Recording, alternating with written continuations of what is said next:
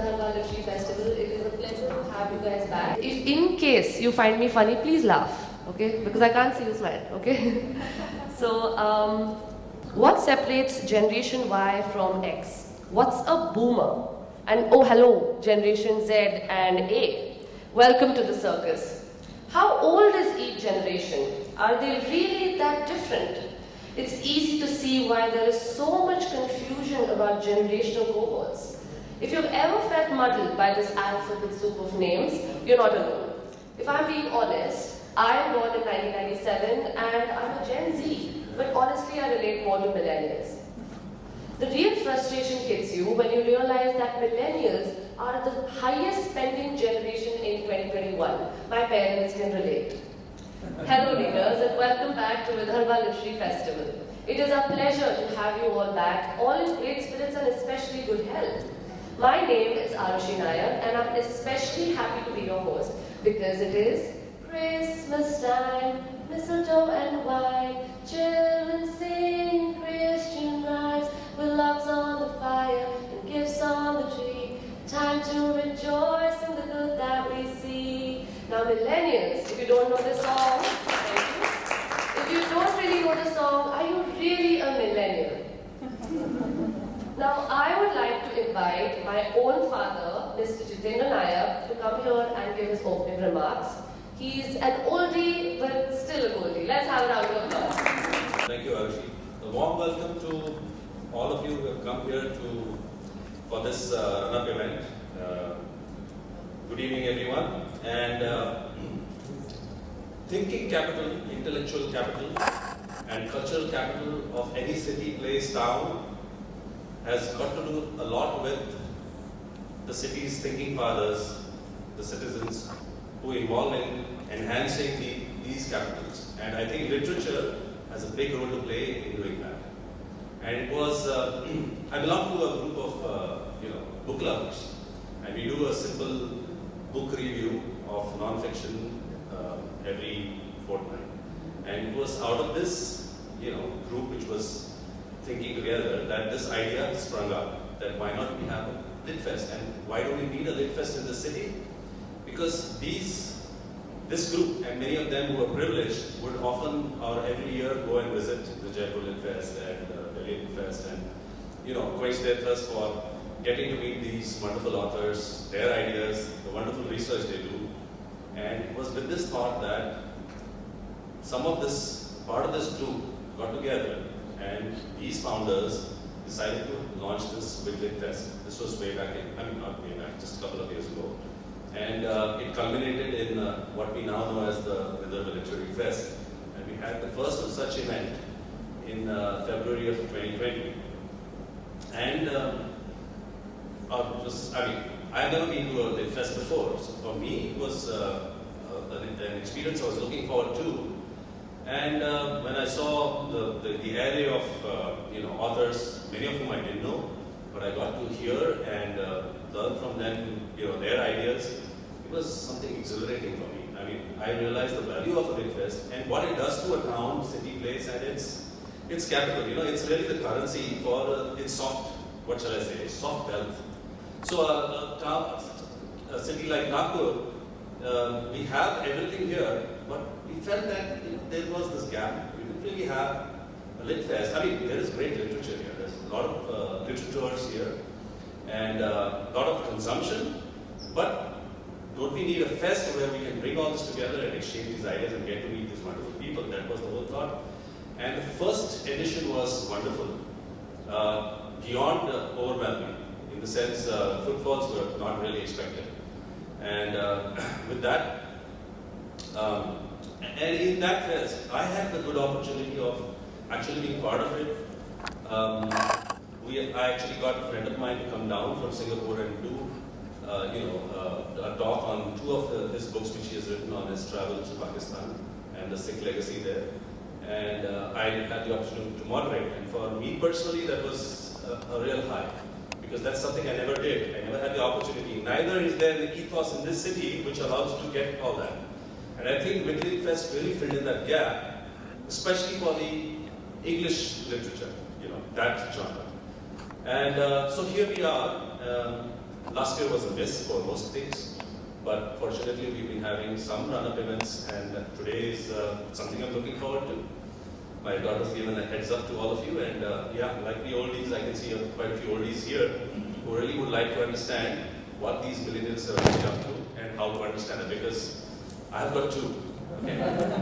And they are a handful, because I often get to hear these terminologies like MySpace and all sorts of shape, body shape, and this and that. I mean, it's something new for me.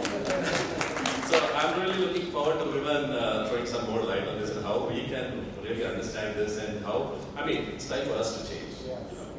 We have to get into the flow of things. So with that, I would like to also express my gratitude to businessman and philanthropist of Nagpur, Mr. Abdul, with whom I had a conversation on these lines, you know, about why we need a Midland Fest, and he echoed in total, and he said, this is exactly what we need, because we have these kind of events happening in cities like Bombay, Pune, and you know, they're really adding to the cultural capital. I mean, it's something which really, you know, nurtures a lot of intellectual thought and exchange of ideas, and we really are missing that. And he was very generous enough to come forward, and he said whatever it takes, and you know, we have him today as our title sponsor. So my heartfelt gratitude to him for having come forward and supporting this wonderful you know, event. Going forward, I would like to make an appeal to you know, for those who would like to volunteer and be part of this fest. Please come forward and you know, be a volunteer.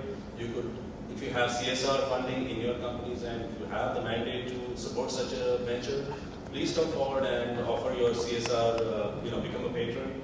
And yeah, so that's spread the word, suggest and connect. Authors, also you can suggest your favorite authors.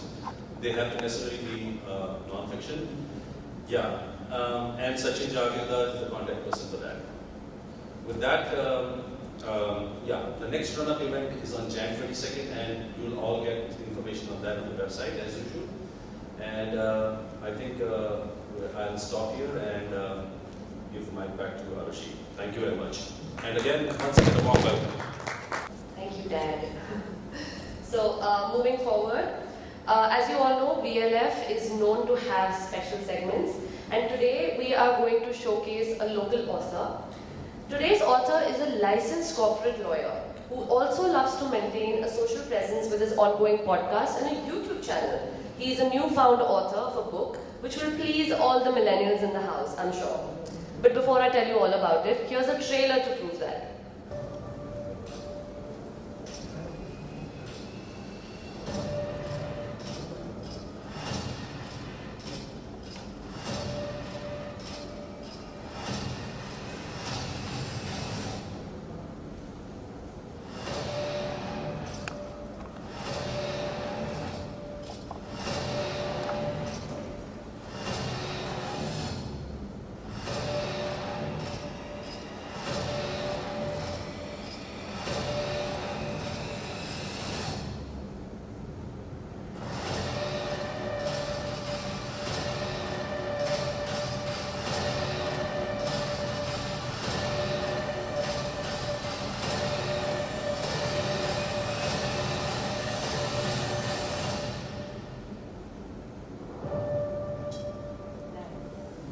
Leaders, please put your hands together for Manang Panchpatia.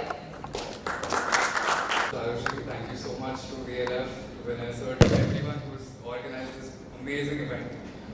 And so this trailer, I hope you guys enjoyed it, was just a little bit about the book. So isn't it weird how when Arushi was saying that he's a licensed corporate lawyer and he maintains a podcast, we are defined by the things that we do, but for real, I mean, immediately as soon as she pointed out the things that I've done, how many of you felt the need to compare yourself to me? It's deeply seated within us to begin comparing ourselves to the world. We forget that each and every single person lives a unique life. Each and every experience to your life is unique to you. You don't know what's going on in my life, and neither do I know about your life. You have strengths and experiences that define you. So if you want to compare yourself to who you were yesterday, Now see, that's a game that you can win. What I ask you to do is to try and be even 1%, if not that, even 0.5% better than who you were yesterday. This is your life. You are going to decide what you want to do with it. You are going to live it. Figure out what you want to do and figure out how to be good at it. What do you want from your life? Question things. Introspect. You have just one life. Not just one life. So let's say, for example, 1,000 people read the book or 1,000 people are influenced by what I'm saying. Those 1,000 people go and influence another 1,000 people. That makes up 1 million people. So indirectly, if you know 1,000 people and influence 1,000 people, you're influencing 1 million people. And if those 1 million people affect 1,000 people more, that's 1 trillion people. That's mind-boggling to think about. Okay, moving on, I'm going to share something with you that I haven't told anyone. And I recently had a dream about someone close to me passing away. I told them that, and that person realized how temporary life can be. That realization changed their whole outlook on life. We know that we have this one life, but we don't live like we know we do. That's all it is. Just one small shift of introspection changes our life forever. If one small example like this can change our life forever, just imagine if there were multiple such life-changing perspectives we had. How different your life would be if you had a culmination of all these different life-changing perspectives. That's how it is. That's how our brain functions. If we point towards a goal and if we work towards it, our dopamine system rewards us with good endorphins. Now, point is that you're here, right? You're one of the 7.8 billion people alive. Before leaving this planet, why not create some net positivity? And this book, the trailer of which we just saw here, is a small testament to what wonders could happen if you just gave it a shot. It's easy to stand up here and preach about virtuous things. When you're living life every single day, doing quotidian activities, it's difficult to stop and introspect about what you do or say.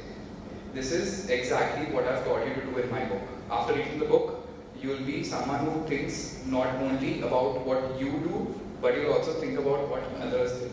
So I hope you guys enjoy it, and the book is available across the world on Amazon in paperback as well as ebook formats. Thank you so much.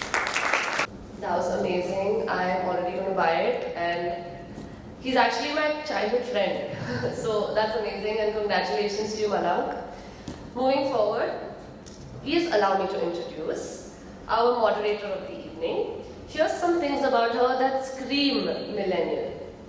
She's a digital marketing consultant for SMEs and startups for the last 5 years. She's a LinkedIn trainer and was included in the LinkedIn Top Voices Next Gen 2021. She's a community builder who leads communities around food, culture and books, and the largest community she has is 75,000 plus members. She's an avid reader, she loves to meet people through her own club which is called Swap Book Nagpur. She's also a huge part of VLF, and that is why we adore her even more. Everybody please welcome Sukhda Chaudhary. Sukhda, please take the session forward. Yeah, so welcome everyone to this session. Really looking forward to interact with Vivan in front of all of you. And a little introduction about Vivan, though we will get to know a lot more about him, his views and his experiences in the course of our conversation. So Vivan is a user researcher. Don't worry, we're going to ask about this on stage. He's a user researcher who works on technology projects in emerging markets, a millennial himself, which is on good authority that is written in this book. He cares deeply about understanding India and its future to its youth. He has lived and worked in New Delhi, Los Angeles, Washington DC, and Buenos Aires, and has written for the Washington Post, New Statesman, Mint, and Times of India, among other publications. We're so glad to have you, Vivan. Please join me on stage.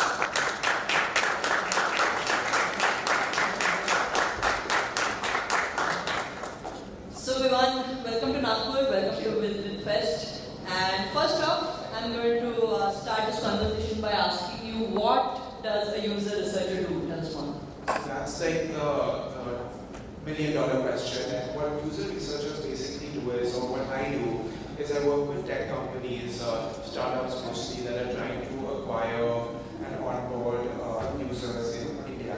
So just to give you an example of a project I worked on in 2018, it was a peer-to-peer cash transfer wallet online, which was essentially trying to extend digital payments to people without bank accounts. So Paytm or Google Pay without you actually having a bank account to link into. And so most of my projects are basically in the space of how do we expand financial inclusion to people without access to the financial system, or in the edtech space, which is expanding education to those who might not have access to good quality education. And right now, some more type of, there's an influencer marketing project, and another, which we were talking about earlier, and another edtech project. But basically, it's understanding who the user is, what that user could be looking for, how you onboard that user onto your app or your product, and then how do you acquire more users and maintain them and keep them engaged with your product or your service. So if anyone over here has a startup and they want users, please do get the book, and also send me a message, because this is a lot of my work is in small town India, and that's sort of the users that I'm most passionate about. Perfect. So when we first came to know about your book, when we were finalizing it for this session, the first thing that struck the curation team is, this is a topic that is so obvious, right? It's so in your face. This is the whole generation just screaming for attention. And yet we have no other books to compare, and especially in the Indian context. So tell us more about how you went about thinking of this book, writing this book. Tell us a little more about this. Exactly, and not to bore you guys with numbers, but just a few numbers. India has a median age of 28, so that means 50% of the population are under the age of 28, and nearly 750 million people who are in the working age population in this country. That said, India has 450 million millennials, so those are people born between 1981 and 1996, the world's largest population of millennials.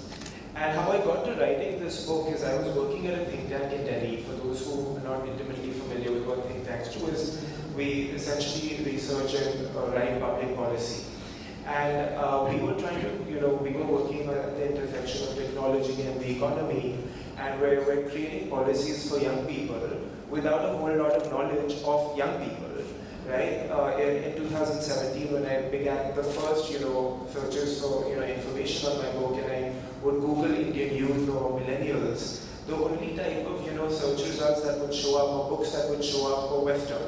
So it was millennials are obsessed with avocado toast, or it was, millennials can't, get off social media, or then they were all American millennial articles, like this is how Obama won the millennial vote, and I'm like, this is nothing. I mean, what about Indian millennials? This is the world's largest population of young people, and we know nothing about them. And not to say that my book, I do believe my book is unique, but a few months later, a book did come out on Indian millennials, and it's a great book written by a very dear colleague and friend. It's called Dreamers, but it's about 6-7 people, while my book has a lot more data and trends in it. And so basically the thinking when I began my book project was, what does India look like through the eyes of its youth? And as I began to ask people questions, it's like, what do Indian millennials want?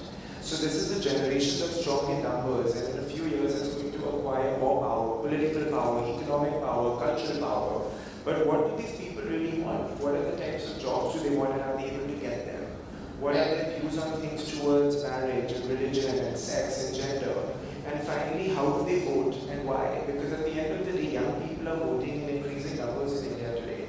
And any decision that affects us, so whether you're rich, poor, upper class, middle class, man, woman, that's the result of a politician. And that politician was put in office by voters. And those voters are increasingly millennial voters. So who are these voters supporting, and why are they supporting them? So those were some of the questions that I wanted to discover.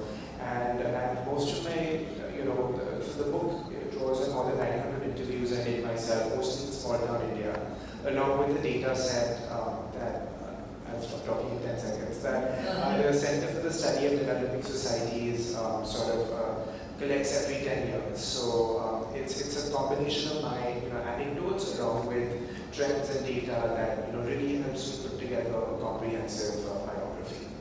So I was seeming eager because you mentioned politics, and I know it's politically charged.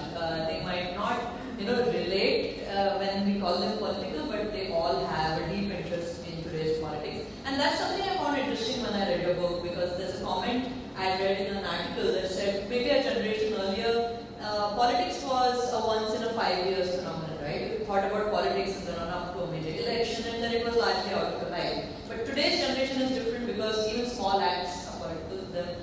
What do you think? How has politics as a concept changed in the last 10-15 years in the eyes of the millennium? And just, it's very special for me to be in Nagpur because, especially the politics angle, because when I told people I'm coming here, they ask me, are you joining the RSS or are you joining the BJP? And I was of course joking. I said, yes, this is my formal induction in the RSS over here. But no, in the last 10-15 years, as millennials have come of age, so most millennials are sort of first-time voters in 2014 and then second-time voters in 2019. They've really made their mark on the politics of India. And this is not just my view, it's also borne out by data, because in 2014, young people and first-time voters were the BJP and Prime Minister Modi's single largest group of supporters. So I think the average vote share that the BJP got among India's population was somewhere around 31%. And among young voters and first-time voters, it was 33%. Now that 2% might seem minor, but it's actually a very big deal.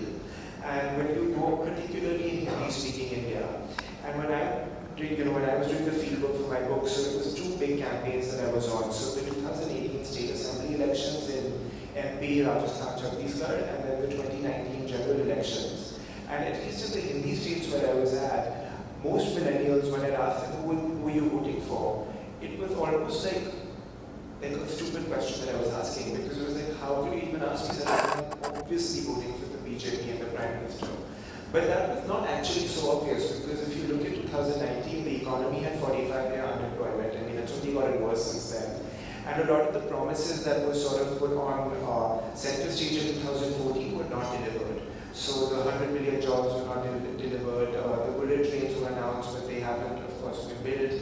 And a lot of, the very aspirational promises made there had not been delivered. Now, in any other country with these sort of economic conditions, you would expect the incumbent to actually take the blame for the unemployment and for the lack of economic growth and for not delivering on their promises. But among young people who were the most affected by unemployment, there was this incredible support for the incumbent and for the Prime Minister.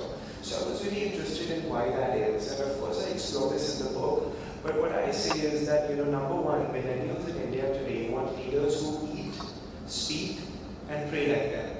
I actually say speak, pray, and look like them. And what I mean by that is, if you're a Hindi-speaking millennial, or if you're a Tamil or Bengali-speaking millennial, you want a leader who sort of come up from the grassroots. So who are those today? That's Prime Minister Modi, of course, but also Mamata Banerjee. And what these leaders essentially say is that we are your protector. Right? He was talking about in 2019. Mamata Banerjee similarly, Didi, your elder sister, who takes care of you and who protects you. And when you contrast that with the opposition, again, in Hindi-speaking states, it's usually the Congress. They are led by people who are not viewed as, being people of the leaders of the people.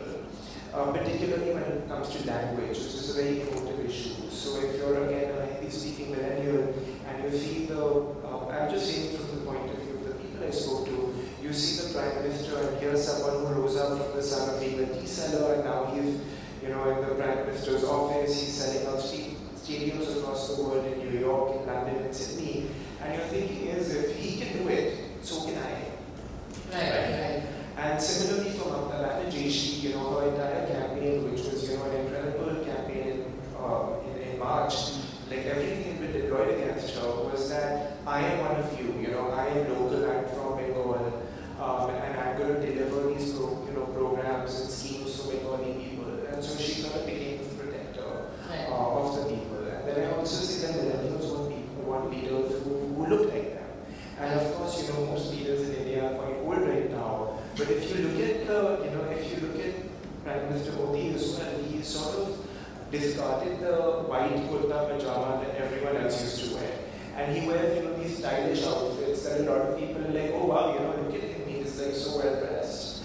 And then finally leaders who pray like them, which is of course, it's stating the obvious, but in today's day and age, it's even more prevalent than it used to be earlier, where opportunities have sort of been limited, and so you want to sort of, whatever opportunities that do exist, you want to keep them for your own community.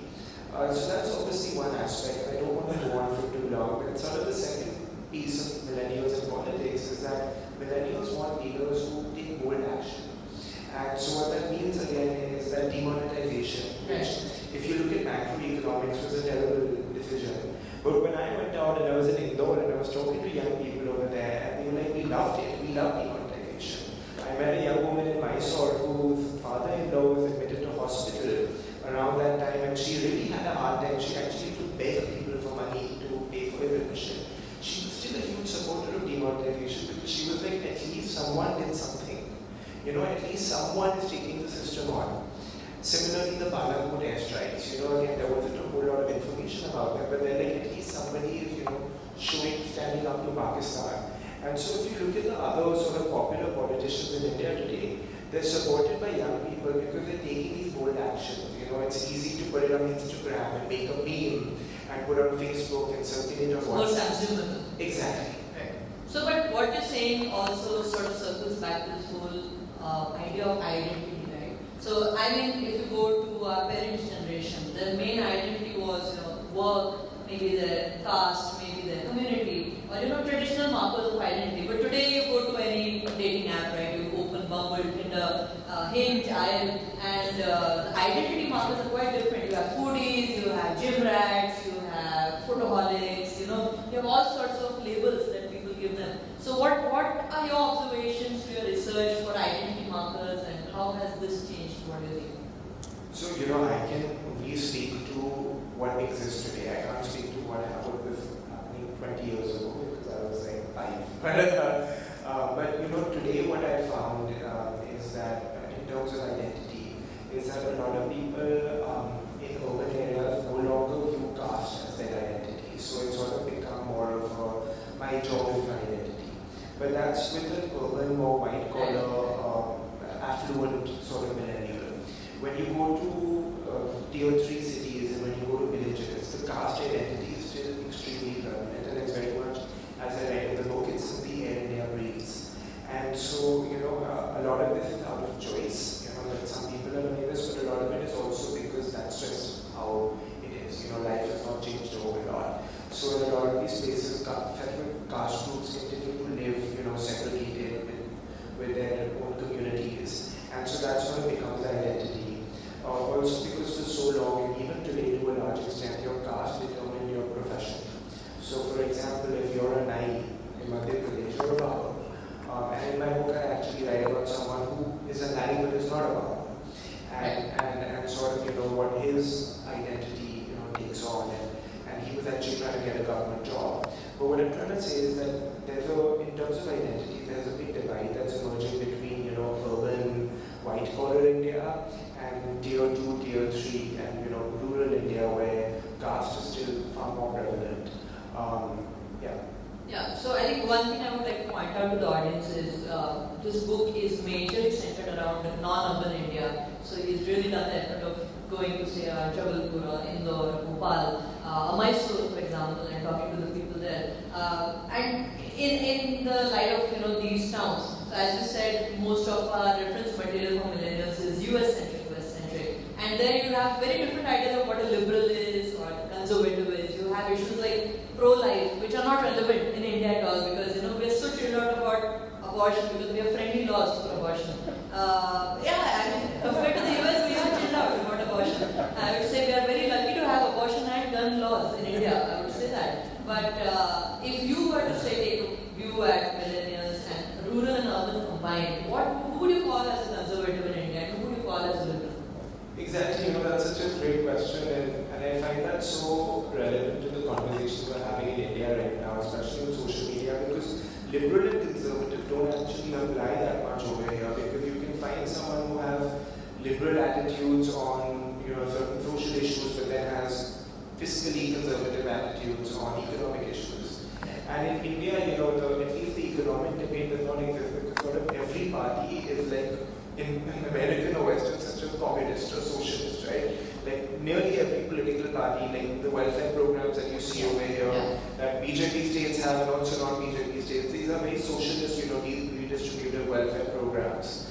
So I was more interested in the social, labels of liberal and conservative.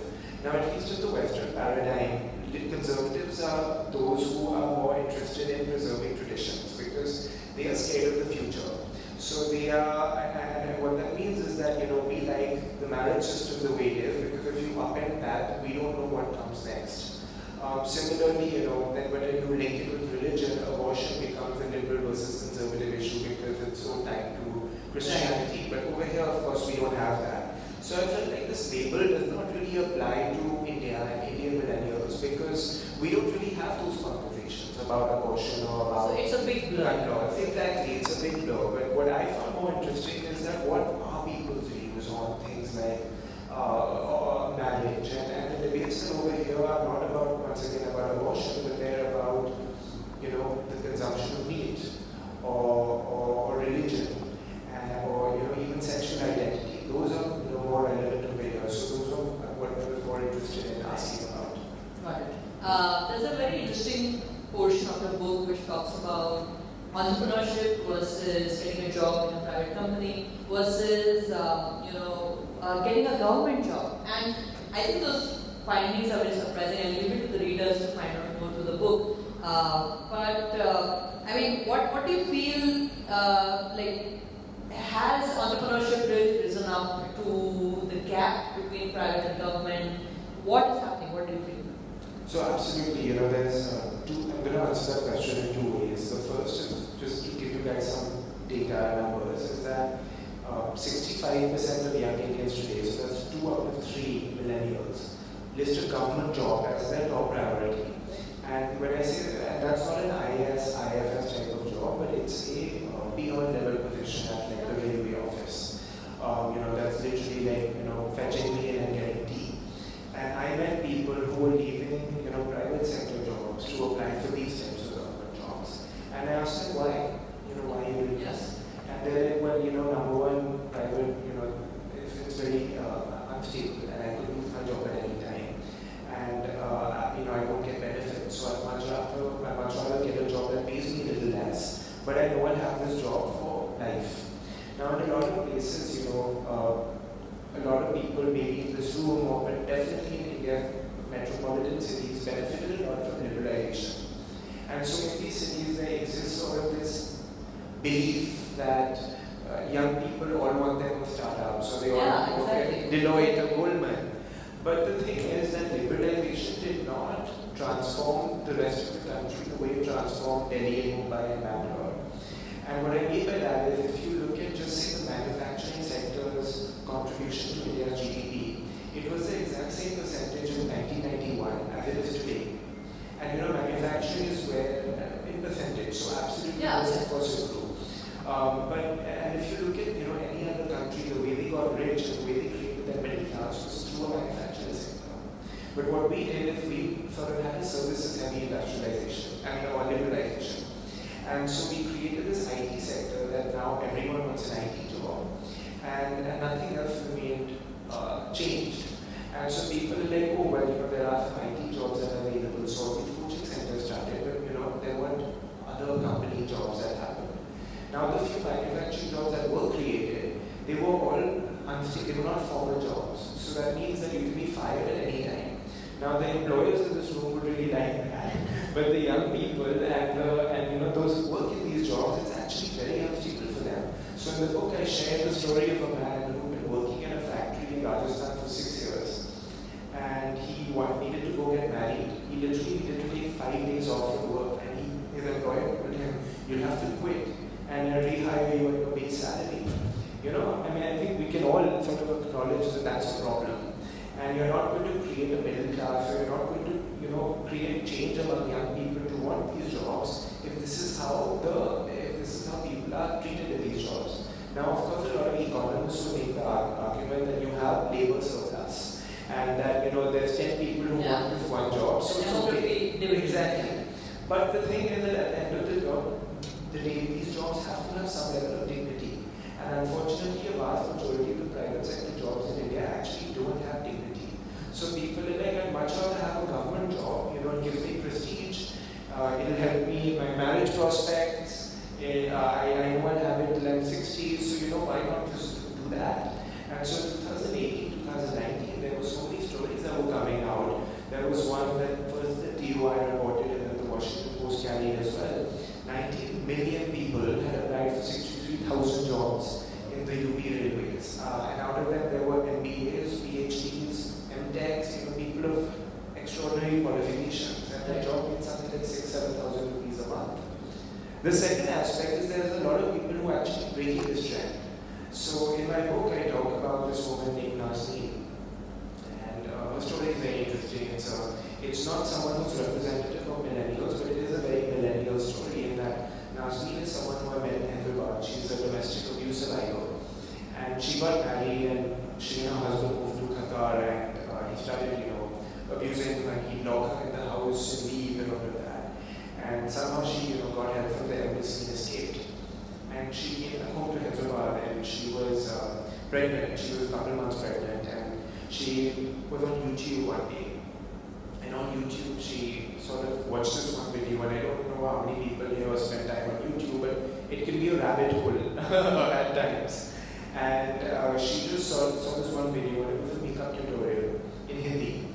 And she was like, she saw this video of this influencer applying makeup and telling the audience how to apply makeup in Hindi, and she's like, this is really interesting. So she saw the recommended videos and then spent hours watching these videos and became fully addicted. Now, after she had her child, she started just putting makeup on women in her neighborhood. And then people told her, hey, Nazneen, you're really good at this. Why don't you start charging money? So she started putting makeup on women in bridal makeup for money. Then a lot of people started coming to her. So she hired another woman to help her out. And she let her parents living room.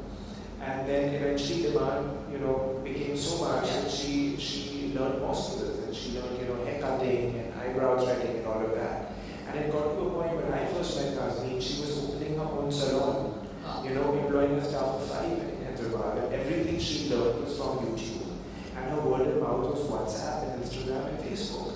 And here's someone whose story would not have existed 20 years ago, a domestic abuse survivor, turned entrepreneur, turned, someone who was taking pocket money from her parents to now providing for them. Yeah. And her story only exists today, and it's a very millennial story. So, for everyone, Nazneen, there are definitely 100 people applying for government jobs, but there is some change that is happening in India.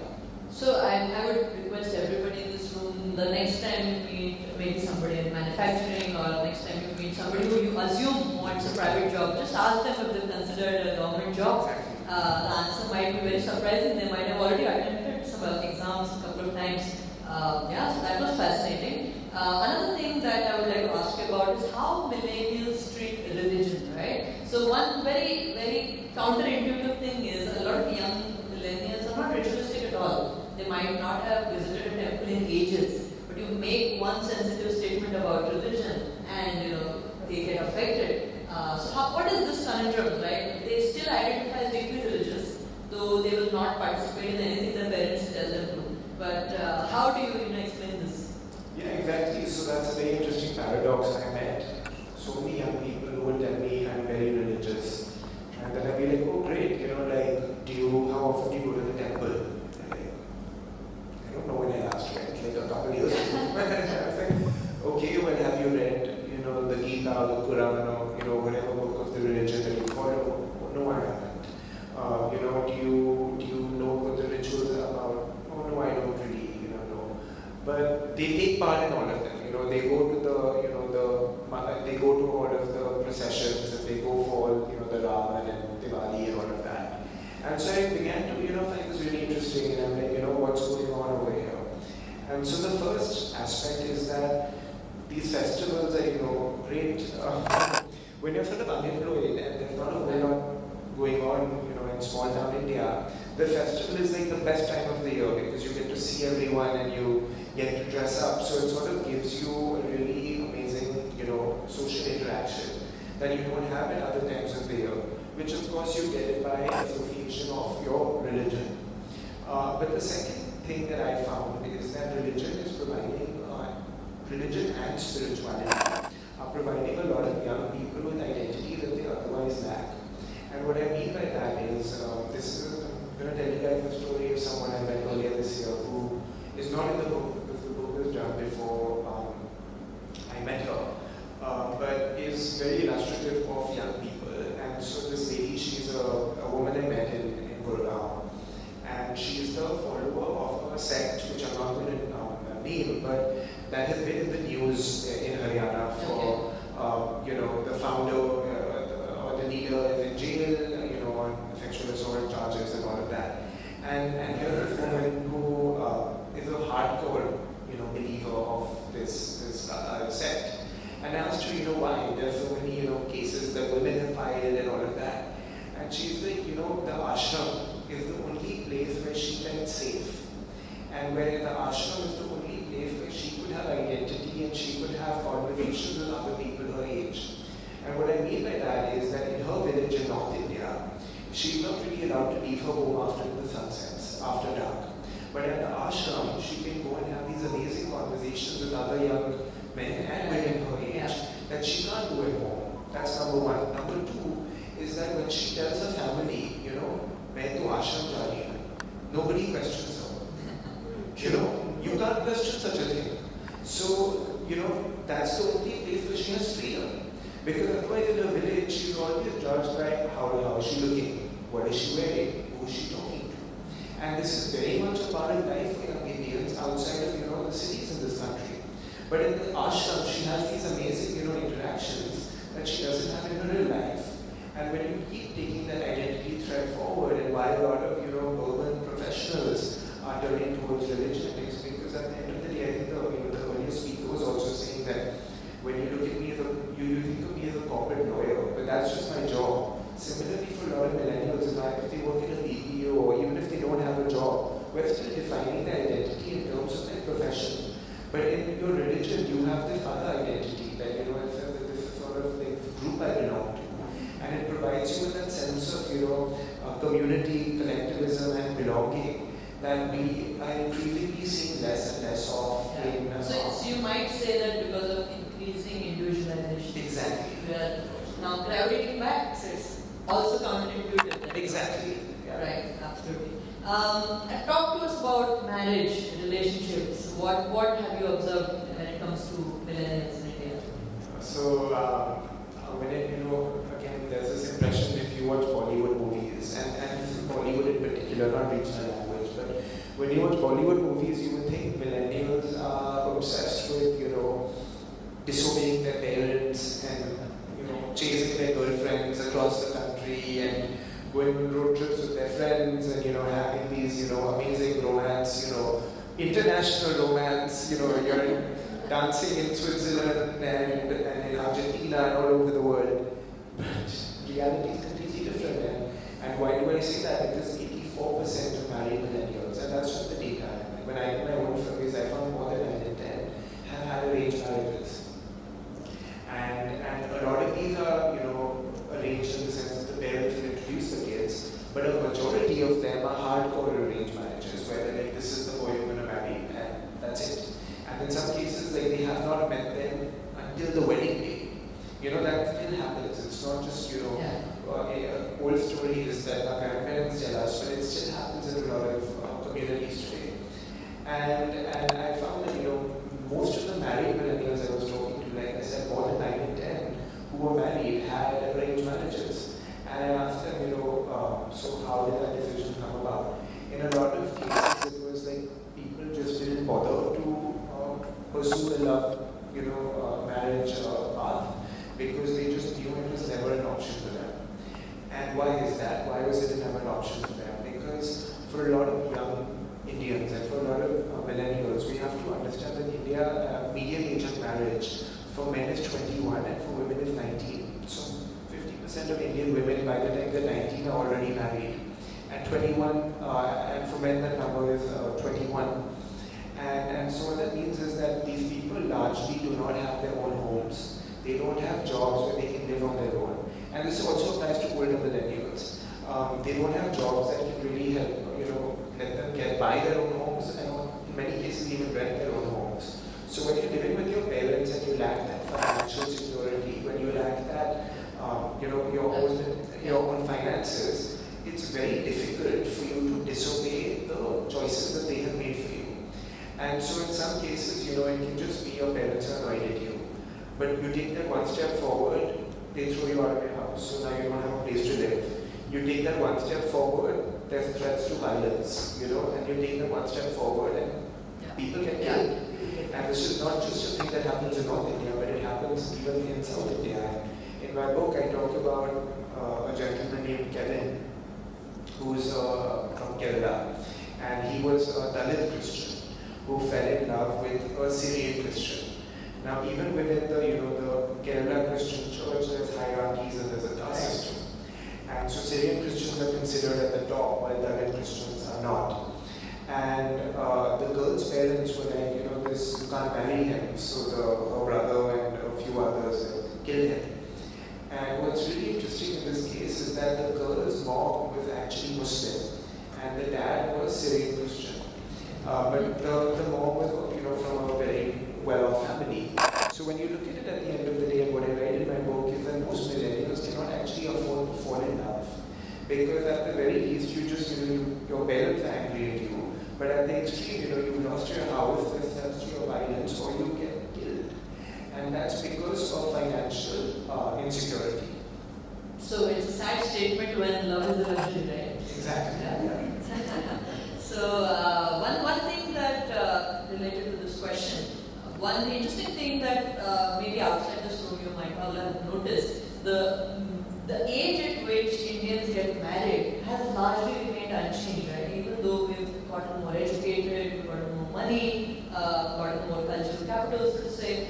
And this, as you also mentioned in your book, puts Indian millennials in a very odd position where you have two sets of dependents very soon in your life. You have elder parents also in the same house, and then you get kids too early because you get married too early. And that sort of leaves a very small vacant space for personal ambition. So talk to us about personal ambition, mental health, what are we leading towards as millennials? Absolutely, and that's such an important question because for millennials, I'm 26 and I'm not married and I definitely don't have kids, so that I know of. I don't.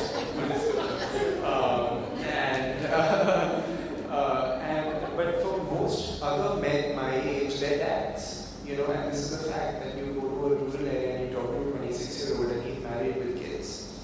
And what we, again, when we look at it from a Western point of view, or what the Western media looks at, millennials are, still single, they're on these dating apps, many are not even having kids. But in India, it's the complete opposite. Yeah.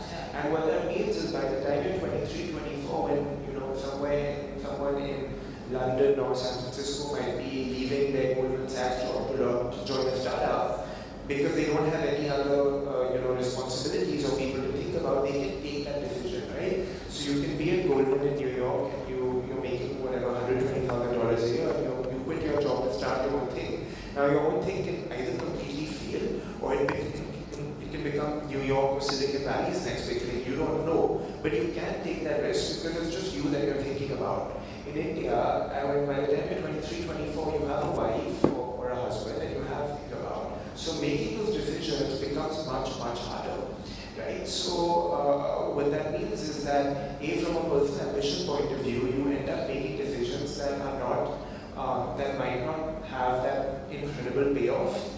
And you accept a job that would just give you stability as opposed to, a lot of prosperity. So you're seeing that with government jobs. And that sort of applies to every area in your life. So, millennials and people born in the 80s and 90s, they were born at a time when the economy, once again, was believed to be opening up. And this was, supposed to be the generation that would make India, South Korea, Japan, or, Germany. Yeah. And that's because people take risks. It's not going to happen if, young Indians are busy, applying for beyond-level jobs. But that's happening because they have these added responsibilities and people to think about. So one major aspect that we missed out was sex. What do millennials think about sex? How is that changing, or what does that mean? So this is something that's actually very difficult to ask when you're doing interviews. So I could only ask in maybe 20% of the 900 interviews, so it's about 180 to 200. And what I found is that people are very sexually explorative. So there's a lot of consumption of adult content that takes place, and even soft adult content. So if you look at many of these smaller streaming services, like Z5 or Balaji and things like that, it's basically softcore, pornography. And those are the most sort of, adopted platforms in India right now because they have that type of content. But people are not actually acting on their desires. And so these are people who are single I'm talking about right now. They're not, either they don't have the physical security to do so, like a place to go, or they don't have, the freedom to have those sort of interactions with other people their age. So it's something that, is definitely a desire, but it's completely, not being acted upon. At least, in the limited questions that I was able to ask, because when you're out doing field work in small town India, you have to really, be careful of the questions you're asking. So I wasn't able to really drill deep down on this question. Got it.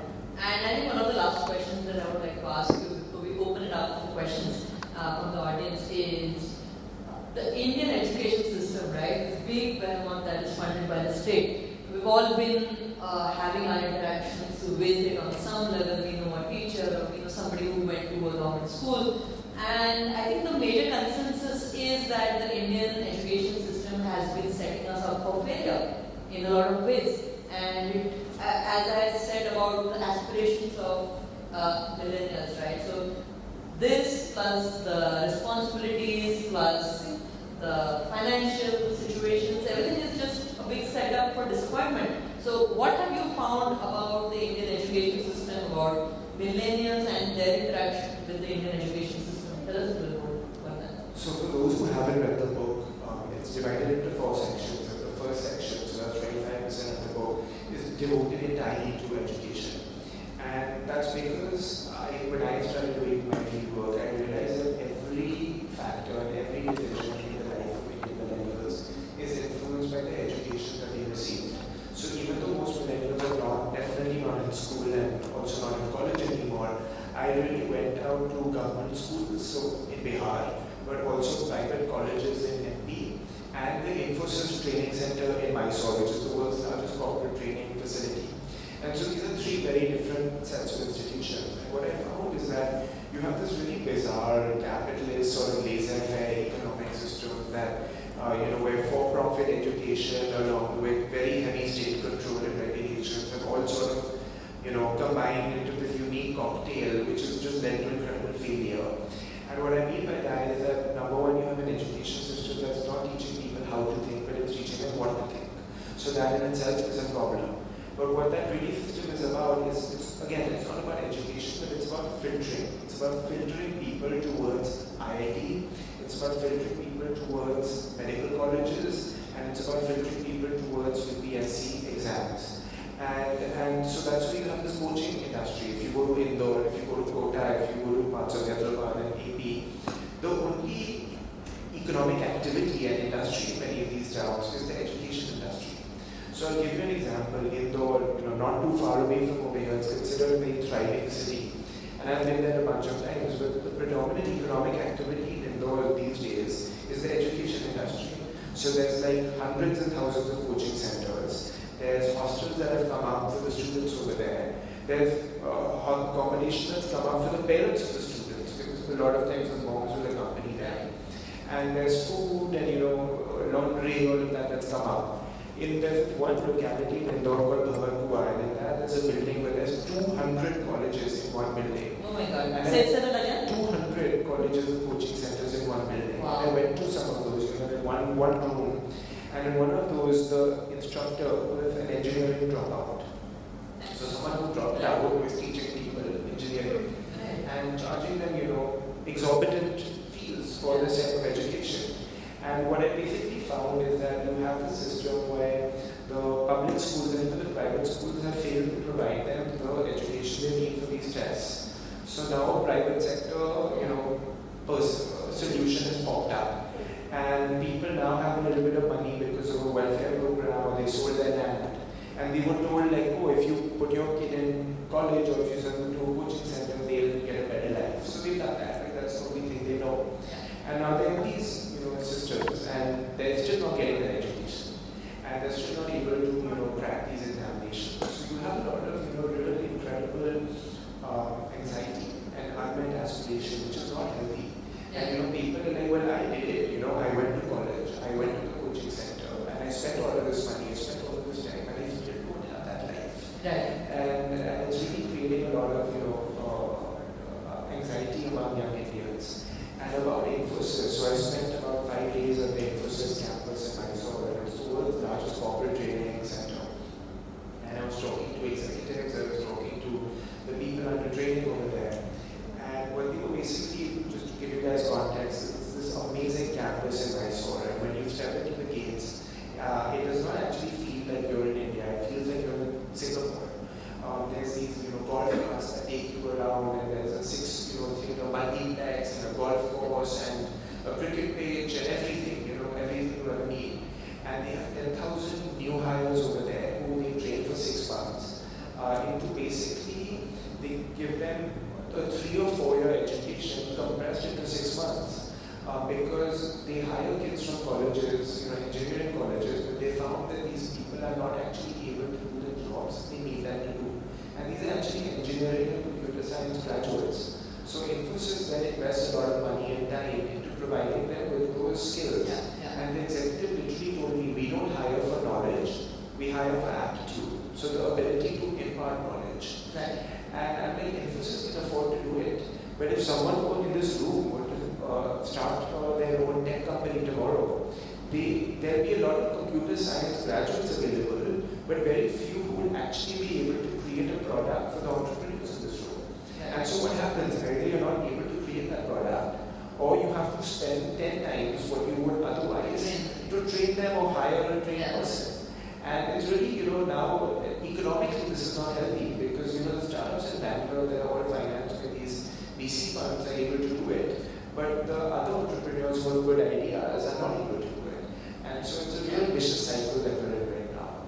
Yeah, and I think before we head on to the questions from the audience, one theme that you mentioned, which I will not elaborate upon, is financial anxiety, right? Which is like underlying this whole thing. And one thing I like to, just say out as a statement is if we compare our lives to our grandfather's lives, right? They managed to survive on one income when, half of the earning potential was not realized at all. Then we moved to our parents' generation where we had the first generation of women to say start working mainstream, and you had 2 incomes to support the family. And today we are at a stage where most of the women have retreated back from the workforce, and the people who are working are now looking for side gigs, hustles, and all of that. So I think that's one amazing thing that you mentioned in your book, the whole ramifications of a gig economy and how it's played out in India and how it's just adding to the financial anxiety. So if anyone in this room has ever thought of being an Uber driver or being a gig economy driver, because some of you might have thought, right, if I join and I'm earning 40,000 a month, 30,000 a month,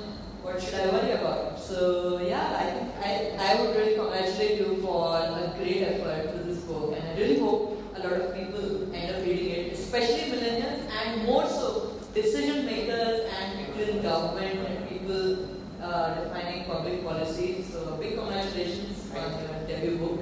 Thank you so much. I just want to thank everyone for coming and Arishi for that wonderful introduction. I completely agree with you that the millennials need to read this book, but also people who employ millennials and people who are their parents and people who want to get their votes should also read the book, because there's some stuff in here that I hope gives people some fodder to think differently about the challenges that young people face. Yeah, so we'll just open it up for questions from the audience. And being a millennial, did it help or to you to be objective while writing this book? And could you be as objective if you write something on Gen Z, because that we would love to, especially having the Gen Z kids around and they are like totally incomprehensible. I think millennials are still doing much better.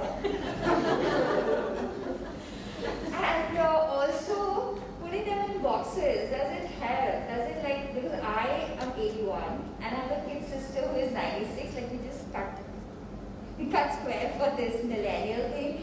And we have like entirely different lives in spite of having the same set of parents. So boxing like Gen Z, Gen Y, baby boomers, does it really help on a day-to-day basis unless you're doing policies? So there are two questions. Yeah. So I mean about the second question, I didn't come up with this term. I was just, I was just interested in people were having discussions about millennials in India without actually understanding millennials in India. So I was like, okay, let me just take this term and the people who comprise this generation and understand what they want.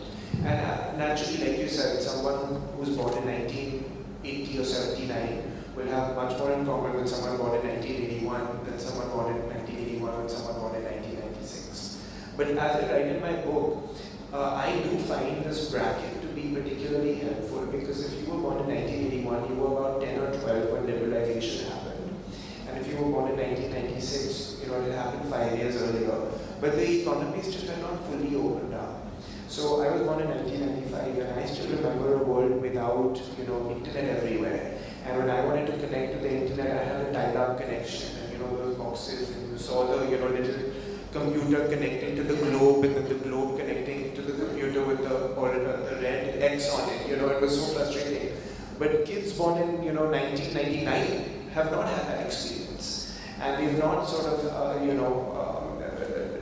had to do homework from actual textbooks and not Google. So I do also find this breakdown of generations to be helpful because you can club people together and sort of understand their experiences towards issues. And about the first question, I don't believe anyone can be objective, but I have tried to be as objective as possible because the book is not about me. And I don't insert my own views or my own feelings in the book anywhere, to the best of my knowledge.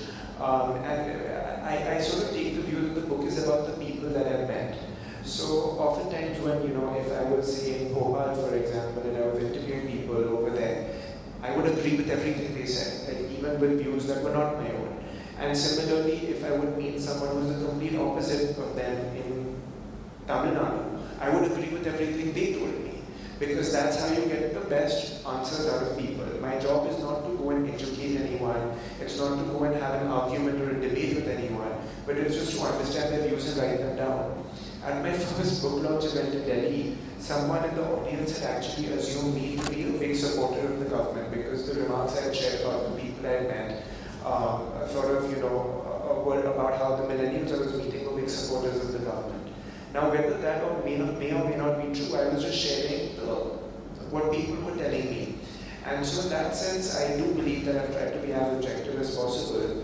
But if you're an older person, and I have often had older people tell me like, oh, young people today don't know what it means like to work or to work hard.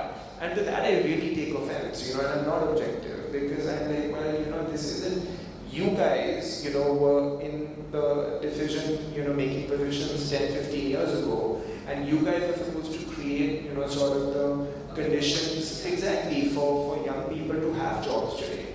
And you haven't done that, so exactly, and you haven't created those conditions, and now young people are financially insecure, and now you want to blame them for being financially insecure. So, you guys created this education system that is not setting up young Indians to succeed, and the people who are creating change in India today are actually millennials, Bhavesh Agarwal at Oyo had built a factory in 100 days, and he's employing, I think a majority women workforce in his electric scooter factory in Tamil Nadu, and he's creating, change. And so the only people who are challenging the system right now are young people. And so in that sense, from an intergenerational point of view, I don't think I'd be objective, and I know, other generations would criticize, me for standing up for millennials, but that's just, someone has to do it. And so now I'm taking the opposite tack because Gen Z, in my view, is a little extreme, right? And so I'm sure Gen Z will say about me what I just said about older generations right now, but that's just sort of par for the course. When I listen to your talk right now, I was able to kind of draw parallels with the World Happiness Index that came up. Considering that India has a maximum population of millennials and the problems you pointed out, do you see any correlation between the two? I mean, I don't know if that is the case with others also, and I'd like to have your views on it. In what sense? Like what about the So for example, with regard to say marriage, not having the choice of whether wanting to get married or not, and I have a lot of friends who did decide to get married because of parental pressure. Then with regard to education, like financial anxiety, right? So all that will add to my happiness ultimately. So that was my linkage to it. I would like to know your views on the same. So that's something I've actually thought a lot about, and what I found is that for a lot of young people, it's just like this is what life is. If you're in a very small town, or if you're in a village, nobody has a formal job, nobody has a white-collar job, nobody has a bank job. So if you don't, that's just how life is.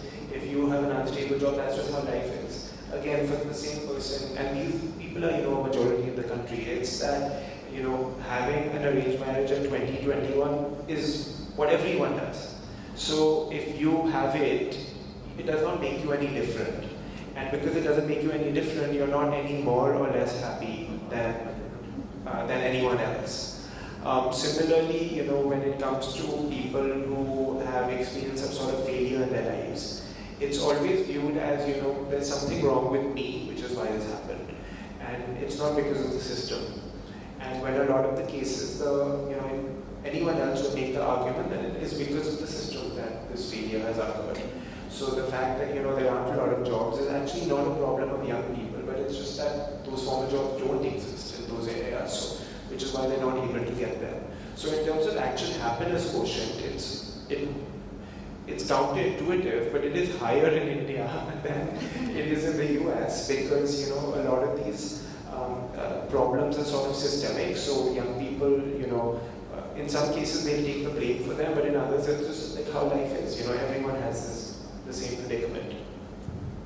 Okay, thanks for the wonderful session. I especially sold me the book when you mentioned about the gig economy. I guess me and most of my people I know are like kind of trying to do that. The question I wanted to ask you is, as a millennial, right?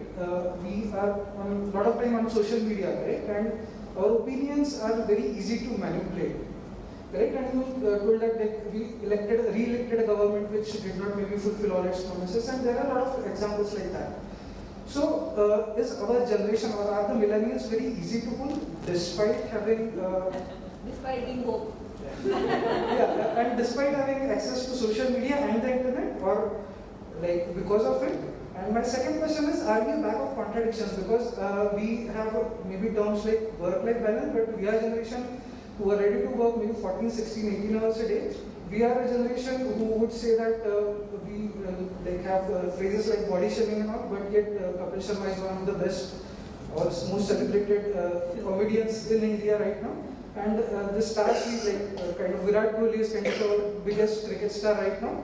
But at the same time, we don't appreciate people being so aggressive. So I just wanted to get your view on contradictions and the first one. That's a great question, and I actually have 25, 30 pages about social media and misinformation in the book, and any author will tell you to get that book, but I'll also give you a little bit of a preview of what's in there. Is that I actually spent a lot of time reviewing social media and the posts that the political parties were putting out there. And why I did that was because I would be, I'd be in these interviews and people would tell me all types of outlandish things that, and I was like, wait, where did you hear that? Actually, the book opens with an incident of social media misinformation where I was talking to a gentleman who told me that Jinnah, Muhammad Ali Jinnah, was Gandhi's wife. And that Indira Gandhi was their daughter, and Indira Gandhi. But I mean, I know a lot of people have a misconception that Mahatma and Indira were related. That's more common. But Jinnah being Gandhi's wife. So the thing was that Gandhi would rule India and Jinnah would rule Pakistan. And then Indira Gandhi was the Mahatma's daughter, and Sonia and Indira had both conspired to rob India and build Italy. And I'm like, where did you hear this stuff? And they're like, WhatsApp. And a lot of people, because something comes on WhatsApp or a Facebook page, because it's on the internet and it's on mobile, they just believe this is the truth. And so that's one incident. I met a lot of people who would see videos of, Rahul Gandhi at a campaign rally, and then that video, the same video, it's a doctored video, would then be an audience shot of like Muslims in Pakistan or Saudi Arabia clapping. And so it would be, some words that he hasn't even said, and then, Arabs clapping to be like, oh, look at what Rahul Gandhi is saying. Or there's this one very famous video, which is a doctored video called Sone Ki Factory, Aloo Ki Factory, where apparently he said, Aloo daloge or Sona niklega, and it's just kind of a dumb thing to say, but he wasn't actually saying that, he was paraphrasing, but they made it seem like he had said it. And a lot of people were like, ye to pakku hai, he said such crazy things. And that's because they'd seen it all on social media. And what I write in my book and what I found is that millennials have largely, some friend of theirs who likes one political party will invite them on Facebook to like that page. Now that page is, Nation with Namo or Indian Eye or something like that, which is financed, by people in the BJP. And they have this amazing meme content, and it's really flashy and it's really, well designed and sleek. And so the moment like a big event happens, it instantly becomes a meme, and you see it and you're like, oh my god, I might be unemployed or I might not have a job, but the Prime Minister sold out a stadium in Sydney. So, that makes me feel patriotic, or, it creates like this, upside down, or turning the Maslow's hierarchy of needs on its head. That, even though your life might not be good because you've seen something on social media, you should believe what you've seen on social media and prioritize that over your own concerns. So, I think there needs to be, I don't believe in regulating or banning this because, that's free speech. But there needs to be some type of, education, and that's one of the user research projects I do is on digital literacy, is like literally teaching first-time internet users about, things that you see on, everything you see on the internet does not have to be real. And this is the way you can actually fact check the things that you're seeing online. So yes, that's definitely a big problem. I don't remember the second part. Do you remember the second part of this? Contradictions. Are we full of contradictions? Oh, absolutely. I mean, and this exists, everywhere in the world. But I've met so many people, the contradictions are sort of second nature to human beings. So I don't think there's anyone without contradictions. And definitely no one among who I met for my interviews. I have a question regarding the education system. And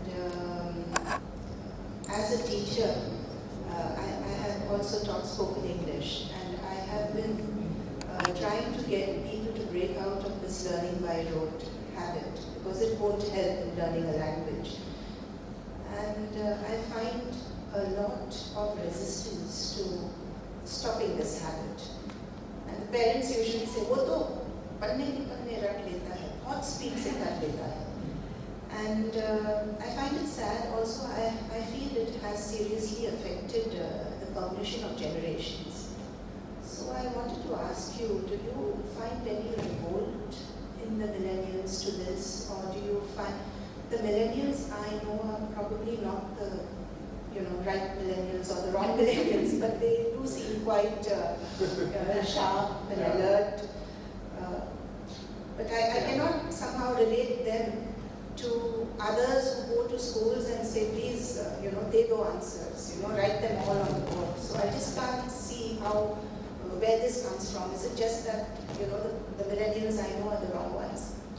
No, I mean, I completely agree with you, and I personally also revolt against rote memorization, but at the end of the day, I went to a CBSE school and I needed to do well on my board exam. And the only way that I would do well is if I wrote memorized these textbooks. So I did well because I wrote memorized them. I took my board exams in 2013, and I don't know if anyone else did that year, but that was the first year they introduced something called an opinion-based question. And it was worth 5 points on every test. And I remember they introduced it in February, which is was like weeks away from the first exam. So our teachers called us in and they were like, okay, these are the opinions, memorize these. Okay, these are what you need to be writing. And I'm like, this is so counterintuitive, right? But that's and I did it, right? And that's the new write an essay on a cow. exactly. I mean, that's just, if you want to succeed within the system, and if that's what the system is, that's just, what you have to do to survive. Or I could be, as some people might call woke, and say, I'm not going to do this, but then I've lost 5 points, and I'm instantly going to a lower rung college because I, revolted against the system. So again, even what my book is actually critique against the system and not, individuals, because I think the system is what I said. I had incredible teachers, and almost every class I've taken. But at the end of the day, they have to teach out of these textbooks that are not, really helping people get an education. They're just teaching people what to think. Thank you so much for a brilliant session, both of you. I haven't read the book, Vivan, but I definitely shall.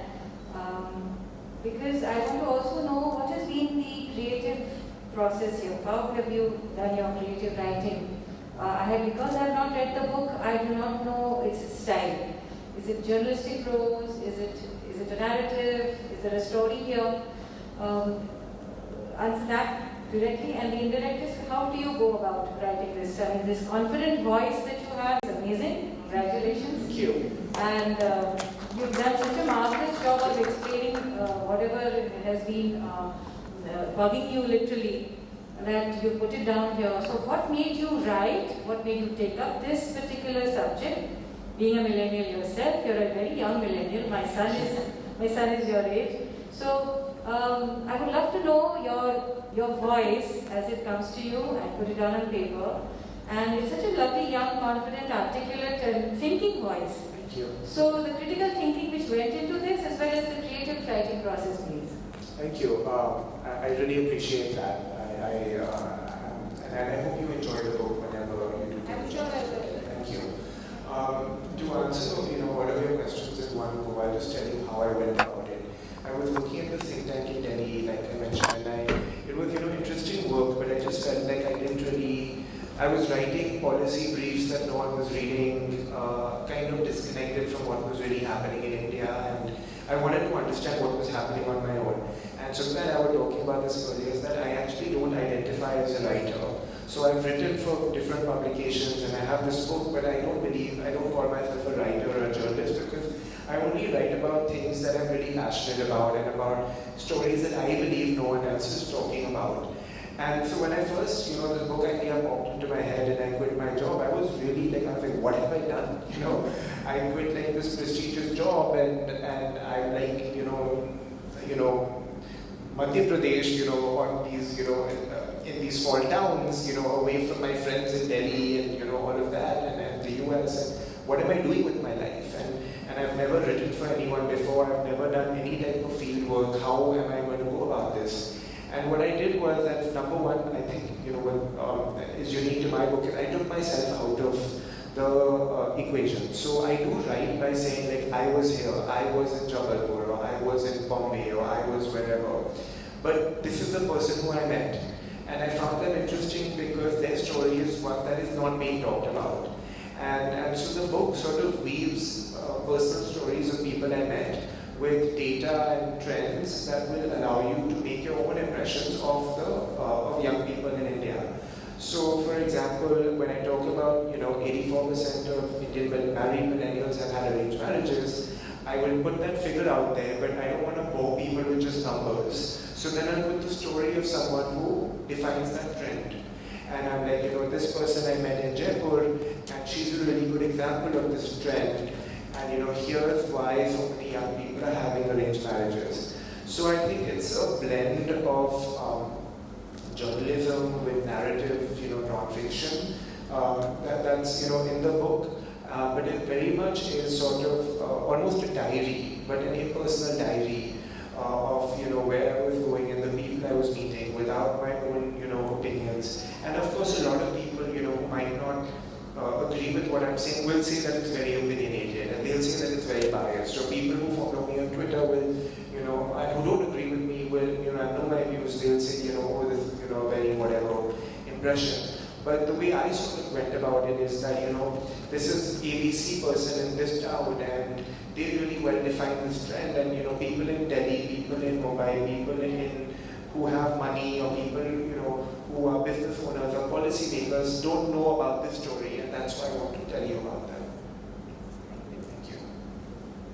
And I haven't read your book, but my question basically is, were you able to gauge any insight, were you able to get any insights on how millennials in rural India view women and other minorities, particularly women? How do they view themselves or their gender roles, or are their gender roles? What is that like? Will you be able to answer that? Yeah, I can answer that, and unfortunately it's a very pessimistic answer in that not a lot. Again, I wasn't doing this work 10 years ago, but I would say that not a lot has changed in the last 10, 15, 20 years, where women are still very much viewed as being the property of their families and of men in particular. And that's why, if you look at a lot of violence against women, it's actually violence against communities, and women are sort of treated as, property, and when you, engage in sexual violence, it's actually, you're engaging in violence against your community through, women. And so in a lot of the places where I went to, there wasn't a whole lot of agency that women had.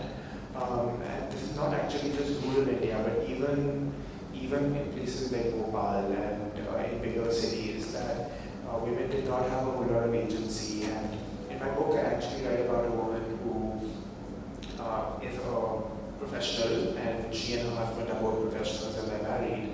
But she wakes up 1.5 hours before her husband, okay, because she has to make breakfast, for him. And they both get back home at 7 p.m. And he goes and lies on the bed and watches Netflix while she's in the kitchen cooking for everyone. And she's like, I don't even mind doing it, but it's just like the moment I step foot in this house, I would just sort of assume that I would do it. And I've never thanked for it, I've never acknowledged for it. And that's sort of the real piece that hasn't changed a whole lot, where this work is still sort of being done. And women online are now sort of seeing that it does not actually have to be like this. But because women either don't have jobs, are in jobs that don't pay as much, and they don't have family support, they're not able to actually negotiate or bargain for themselves a better arrangement. And so, I also do want to mention that as a young man in particular, asking questions in small town India, oftentimes, it's not that easy to talk to women. So I spoke to as many women as I could. But another great book to read, and I hope you guys get her, it's called Desperately Seeking Shahrukh by Shaina Bhattacharya. And she talks a lot about, women in India and, their place in the workforce through Shahrukh Khan, which is a really interesting, book as well. And in my book, I have many stories of women and data and all as well. But I would, to answer your question, not a whole lot has changed for most people in small town India. Hi everyone, thoroughly enjoyed the conversation today. So I've grown up watching my family celebrate people buying homes. अरे घर ले लिया, 2 crore का घर हो गया, settle हो गया. When I try to look at this from this lens, like when I had some surplus money, when I went around asking what to do, a lot of people said buy a home, settle down there. While a part of me was like, if I buy a house, I'll have to settle down there, and that's a scary thought. In your research, or for example, a friend just bought a house in Bombay, and she was like, I'm a Mumbai girl now, and I don't know how to process this. She did not think about it before buying the house.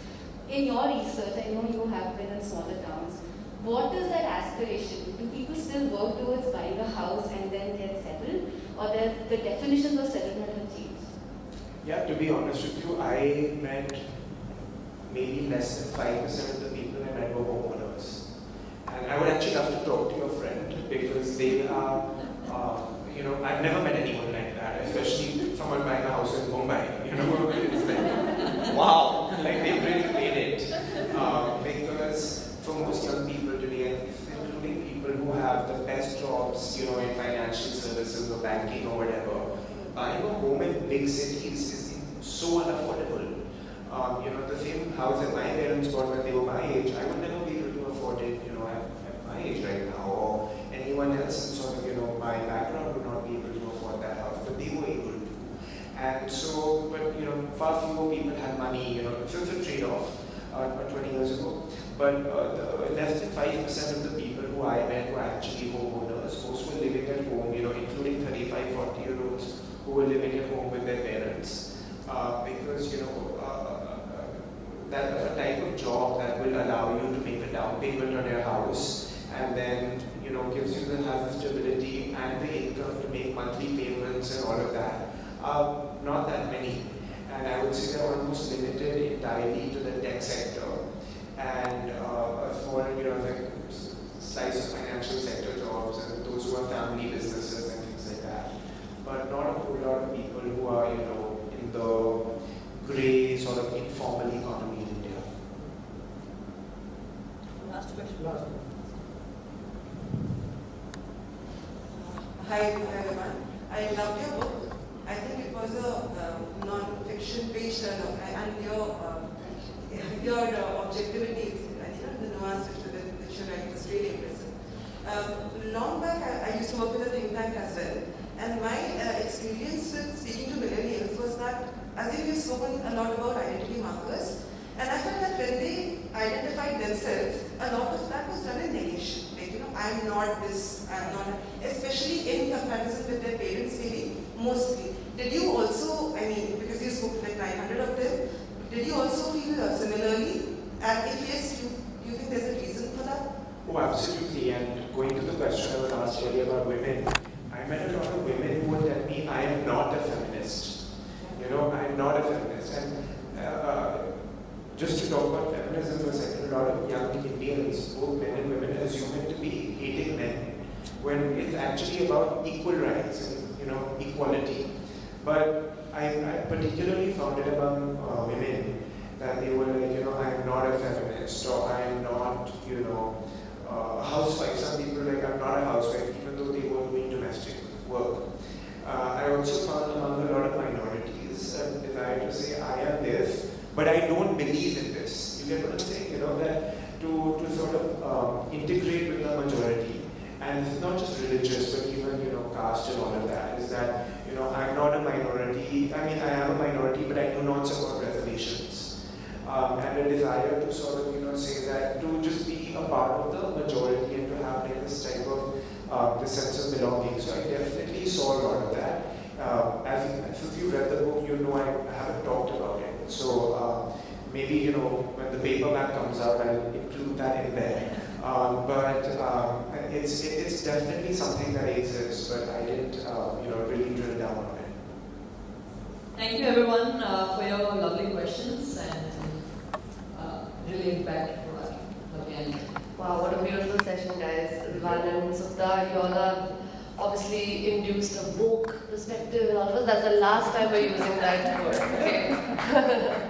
So thank you readers for asking the right questions and always here to learn. VLF is all about learning and it was such a beautiful session. Thank you. So now I would like to request Utkarsha, who's made a painting, and Advocate Anand Jaiswal to present the painting to our author. The painting was personalized for the author and we are proud to be associated with Alag Angle community.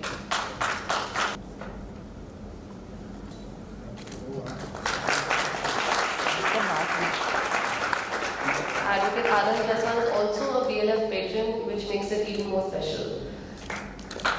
Thank you so much, Utkarsha. So VLF would like to thank our title sponsor, Vishwaraj Environment Limited. VIL has been a proponent of PPP model and has established track record in road and highway sector. With urban infrastructure foray in water, it is today the only Indian utility with ongoing projects in water distribution as well as wastewater management. I would now like to thank our sponsor, Calendris and SMS Group, without whom this event would not come to life. If you, readers, enjoyed this session, please do feel free to interact with our author and buy his brand new book. I hope we have an idea of what millennials actually want, but if not, it is complicated. You will probably never understand it. So you can buy the book right outside, and I'm sure all of us will enjoy this as well. Please make sure to maintain social distance. I'm so happy that you all are listening to me. Thank you so much. And today is Christmas, so Merry Christmas all of you. Let's go home and enjoy our Christmas. Thank you.